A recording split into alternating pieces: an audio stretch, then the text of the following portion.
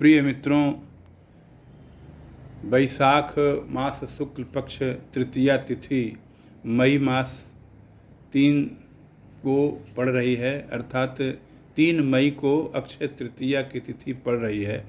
तो बहुत लोगों को ऐसी जिज्ञासा होती है कि इसको अक्षय तृतीया क्यों कहा जाता है। तो इस संदर्भ में बहुत सारे पुराणों की जो उल्लिखित बातें हैं, जैसे कि इसी अक्षय तृतीया के दिन परशुराम जी का जन्म हुआ था।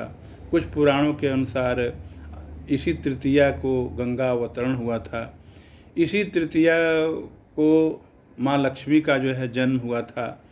तो अक्षय तृतीया का नाम होने में इसका मुख्य कारण क्या है कि एक बार की बात है कि कुबेर जी भगवान शंकर की आराधना किए और भगवान शंकर प्रसन्न होकर के जब उनसे वरदान मांगने को कहे तो उन्होंने कहा कि हमको अक्षय धन देने का वरदान दीजिए। तो भगवान शंकर ने उनको कहा कि आप इस तिथि को माँ लक्ष्मी का जन्म हुआ है तो माँ लक्ष्मी की आराधना करिए। माँ लक्ष्मी की आराधना किए, माँ लक्ष्मी प्रसन्न हुई और उन्होंने जो है उनको इसी तिथि को अक्षय धन प्राप्त होने का आशीर्वाद दिया।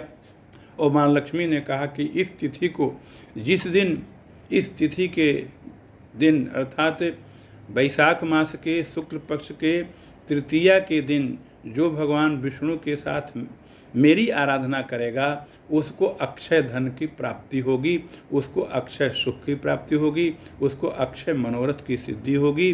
तो इस प्रकार से जो है जो इस वैशाख मास शुक्ल पक्ष तृतीया को भगवान विष्णु और माँ लक्ष्मी की पूजा करता है तो प्रातः काल उठ करके स्नान इत्यादि से निवृत्त हो करके भगवान विष्णु एवं माँ लक्ष्मी की प्रतिमा को रख करके यथा उपलब्ध हमारे पास पूजन सामग्री हैं, फल, मिठाई इत्यादि अन्न को रख करके जो उनकी पूजा करता है, आरती करता है, माँ तुलसी की आरती करता है, तो उस पर भगवान विष्णु और माँ लक्ष्मी अत्यंत प्रसन्न होती हैं और उसको अक्षय धन की जो है प्राप्ति होती है। इसीलिए जो है माँ लक्ष्मी की जो है कृपा उस पर रहती है और माँ लक्ष्मी का आशीर्वाद है कि वह यह तिथि जो है अक्षय तृतीया के नाम से प्रसिद्ध होगी।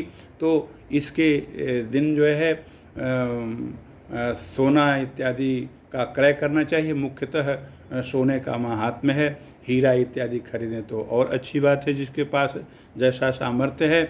और इस वैशाख मास चूँकि यह बहुत पवित्र मास है, इसी मास में जो है जैसे मैंने बताया कि गंगा जी का अवतरण, लक्ष्मी जी का जन्म, परशुराम जी का जन्म, इसी वैशाख शुक्ल पक्ष के जो है नवमी को श्री सीता जी का जो है जन्म और चतुर्दशी को भगवान नृसिंह का जन्म। तो इस प्रकार से जो है इस मास का जो है बहुत महात्म्य है। इस मास में जो पूरे मास तक नित्य प्रातः स्नान करता है, भगवान विष्णु और लक्ष्मी की जो है पूजा करता है और पवित्रता पूर्वक रहता है। तो इस प्रकार से जो है वह जो कुछ भी अपने मन में जो है उसकी मनोवांछा होती है, उसकी सारी मनोवांछा जो है पूर्ण होती है।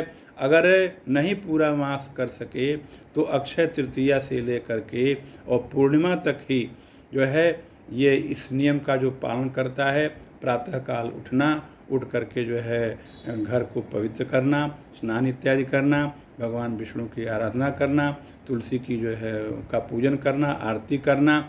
एवं इस चूँकि यह गर्मी का महीना है तो इसमें जैसे सत्तू है, दही है, छाता है इत्यादि जो गर्मी की आवश्यक जो है वस्तुएं होती हैं उसको जो है दान देना, ब्राह्मणों को दान देना, गरीबों को दान देना, मंदिरों में दान देना, पशु पक्षियों इत्यादियों के लिए जल की व्यवस्था करना, अन्न की जो है व्यवस्था करना।